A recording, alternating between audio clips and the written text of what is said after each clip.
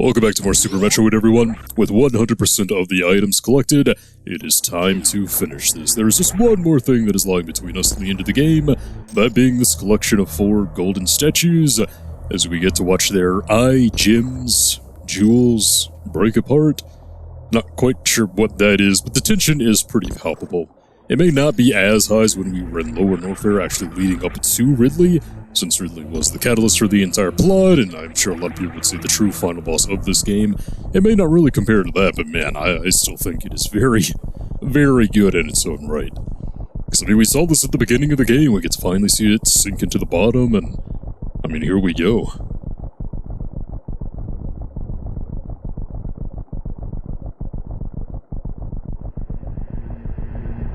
And thus the path to New Torian is open. Oh man, oh man. And I really just kind of like the contrast. When we were in Old Torian at the very beginning of the game, it sure did look really similar to this one, except it was all powered down and damaged, because we kind of, blew it up at the end of Zero Mission. But now we get to see New Torian here, and yeah, looks very familiar, looks very scary, really gives off end of the game vibe. Here we go. Second to last save station. No, the last one. But you know what's coming up next. I mean, the parallels to Zero Mission are quite obvious, like we know what's coming. Can I not fall into the lava before we even see a single enemy? Jeez, what is this, amateur hour? And there they are, the titular Metroids. And we deal with them just like you deal with any good old classic Metroid. One ice beam to the face, followed up by at least 5 missiles. You could use a super missile if you want to as well, but the super missiles are not refilled by the missile refill stations, so since that is the case, I'm going to want to save them for, the final boss of the game. Probably a smart thing to actually do. Yeah, don't get hit by one of these things. They're a giant pain if they do. I mean, Metroids have always been kind of a pain to deal with. Perhaps not as much as they were in, like, the original or Metroid 2, but I mean, they're here. And what does this mean exactly, like, for what the space pirates were trying to do with the Metroids to begin with? I guess the cloning operations actually kind of, like, paid off in the end. I guess they figured it out.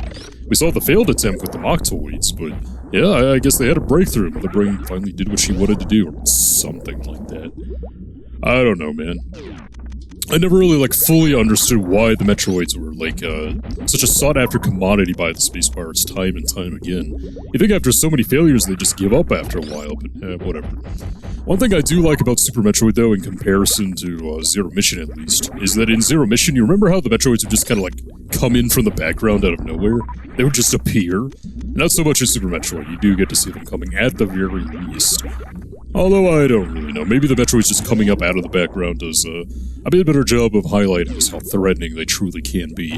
Although that one kind of came out of nowhere as well. Like, that one could have very easily attached itself to us too. Oh, let's try this again.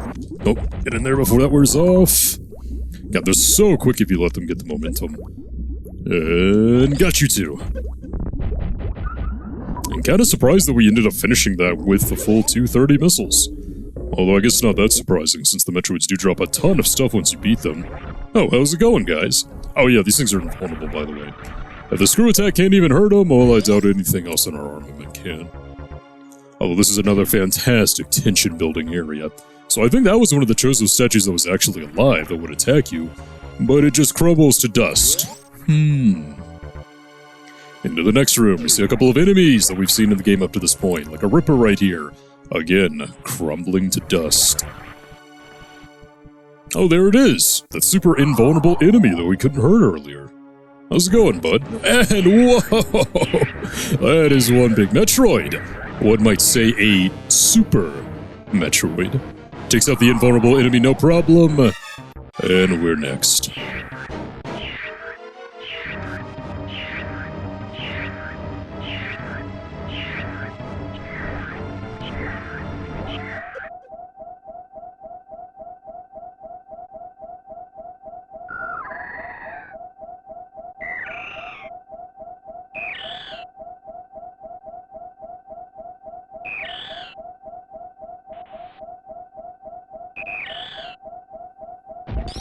And because it recognizes the one that saved it, the one that did not exterminate it at the end of Metroid 2, it spares Samus's life. just the passive storytelling, you know, without a single word being said, really is a thing of beauty right there. Although I always wondered, like, why did the baby Metroid get so big? Why did it become the Super Metroid, as it were? I don't think the game ever really explains it to us. I don't think the rest of the series has ever really explained it either. I mean, we know from Other M at the very least that it was highly likely that the baby Metroid did have the DNA to become a Queen Metroid, because they used the DNA from the baby to actually, you know, create a new queen, as the DNA or the remnants were left on Samus' suit. So maybe it has some special properties. I think, like, was it like they get pelted with gamma radiation or something they divide? I forget. Man, Metroid has never really been, shall we say, consistent with that sort of thing. I don't know, in my headcanon it's kind of like there were just a wide variety of experiments done on the last Metroid, the baby Metroid, whatever you want to call it, by the space pirates in an attempt to clone it, so maybe that's what caused it to get so big. I don't know. We would never see a huge Metroid like that ever again, you know? Although I guess that we do know that Metroids are highly adaptive, you know, they change very, very easily. So it's not that big of a stretch. I mean, we've seen so many varieties and so many changes within the Metroid life cycle that, I mean, you could throw anything at it and it would be plausible, right? But that, however, is the last save station of the game. It's go time after this. Of course, I'm down 3 missiles, but I think we'll survive. Here we go, everyone. Gonna be down 7, I suppose. And time to go. Alright. So I'm just going to make very, there we go, liberal use of our missiles right here. Of course, you could just hit these with your charger and these little barriers right here, but since we have so many missiles, and we can fire these off in rapid succession, and you do have to hit these things quickly because they do regenerate, as we saw back in Zero Mission. So expediency is part of the equation right here. I think I just stand right here, and yeah, there we go. It's probably the best way to do it, as we are going to get pelted with the tiny bullets and the Cheerios, but I don't really care. Once again, just like with the regular Metroids that we saw earlier, super missiles would be a little bit more convenient, but again, we're going to be saving those two. And there it is, the big disgusting brain jar. Doesn't attack us like in Zero Mission, so I kind of prefer this fight too. Since, my god, that was an annoying fight back in Zero Mission. Although, of course, I was playing that, and I was recording it on a laptop, and I didn't have a controller, and I was using a keyboard, so maybe that's why I struggled a bit. But 95 missiles. Usually I have a bit more than that, but it's fine. It's fine.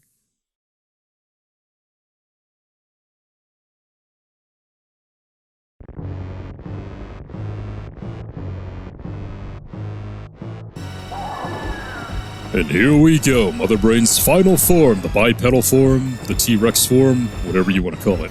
This is what I've been saving all these super missiles for. I'm going to try to hit every single one of them, and we're just going to pelt the giant, disgusting brain head with as many as we can. Oh, it's pretty impressive the Mother Brain can take 50 super missiles to the freaking face. And barely not even feel it. I mean, it's not recoiling at all, so... Alright, well, I guess we are done with the super missiles regular missile time. Stop it. Stop it. Go to sleep, go to sleep, go to sleep. How many of these are you gonna take? I mean, not much of a boss fight. You just kind of point up and shoot. It is a battle of attrition, though, as well, I suppose. Come on, come on, come on, come on. Let's get it. Don't hit me with that.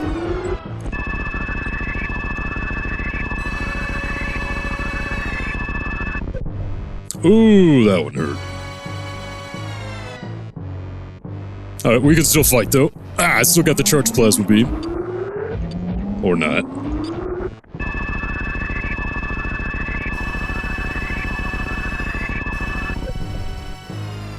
And that is it. No recovering from that.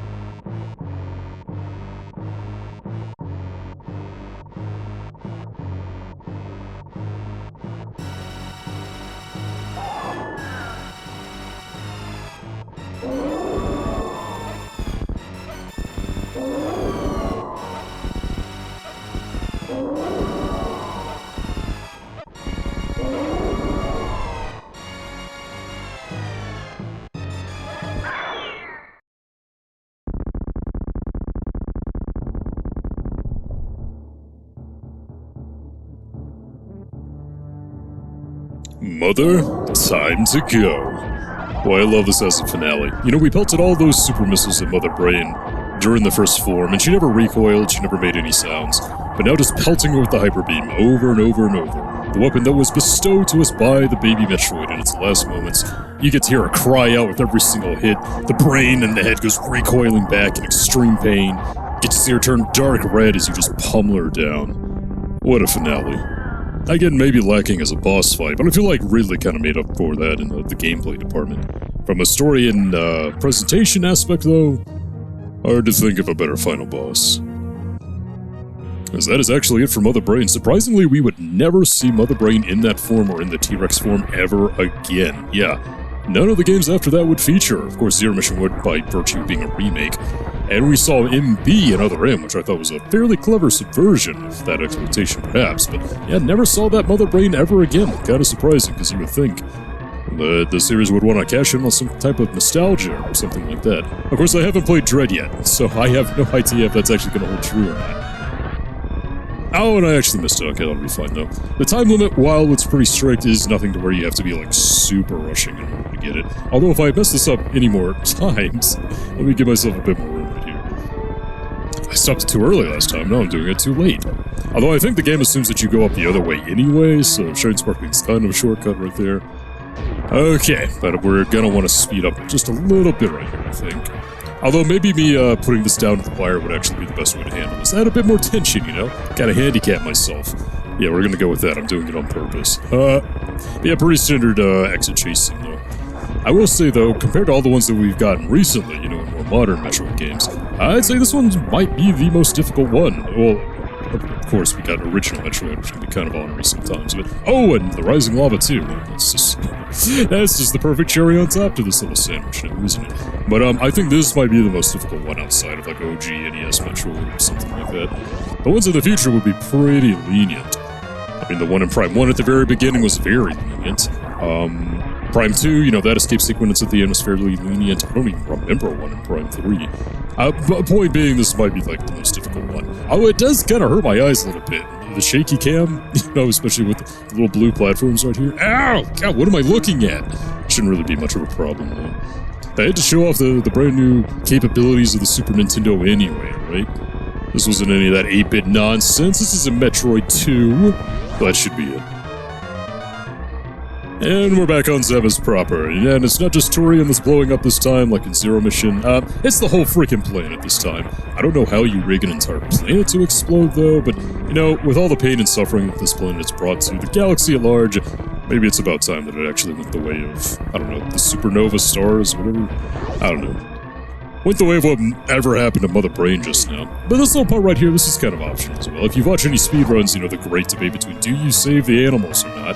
I always save the animals. Get out of here, guys. No messing around. Monkey dude, go! Don't you see the rising lava? Get out of here. There we go. And the animals have been saved. The animals that were so helpful to us. Well, not very helpful to me at the very least, but hey, they didn't try to kill me and they lived on this planet, so that kind of made them unique by default.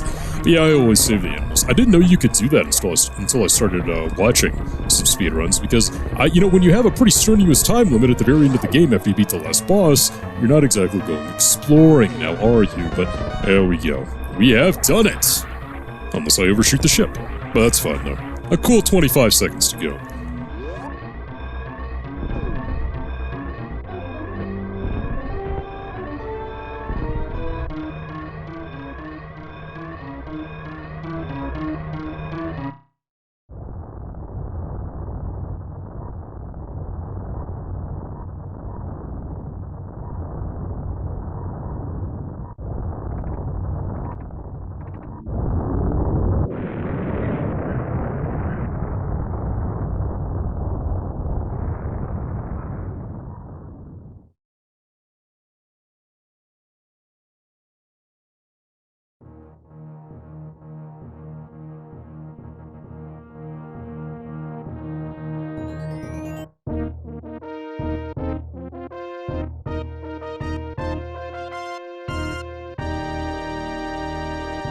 Two hours and 47 minutes, right under my 3-hour time limit there. And there we go. You know, I usually do my little pseudo-review thing whenever the credits roll in one of these games, but I don't know, it's kind of awkward to do that with Super Metroid. I mean, I love the game, I adore the game, I think it's fantastic. To this day, I think it's probably the best in the genre, and I'm sure a lot of people would argue that it kind of helped solidify and establish that genre, being the Metroidvania genre, and that it is still the pinnacle of that genre. And I would still agree. You know, not only do I think it is a fantastic jumping on point for pretty much anyone, like you can play this game and I think you'll enjoy it to some extent, I think that if you really do have an affinity for the genre, this will definitely awaken like a true passion for that genre, because that's exactly what happened to me back when I played it for the first time.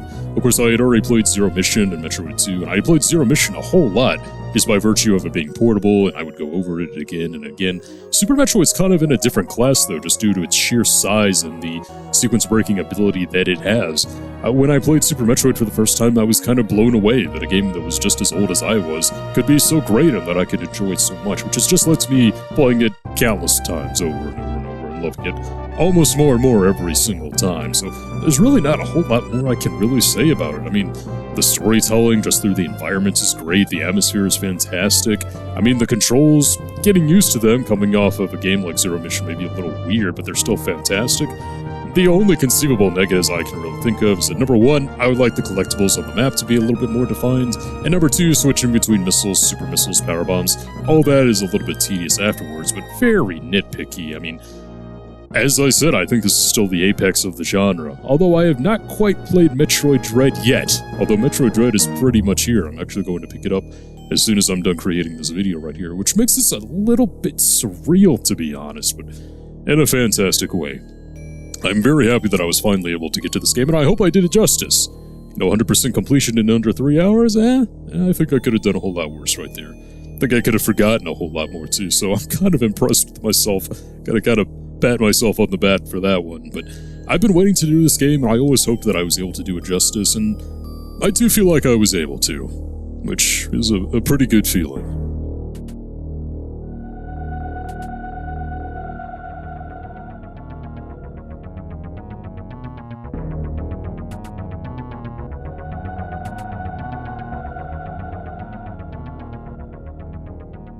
Looking very good as always, Samus.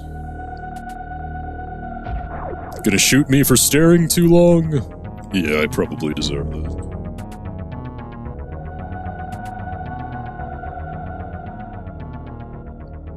$100%.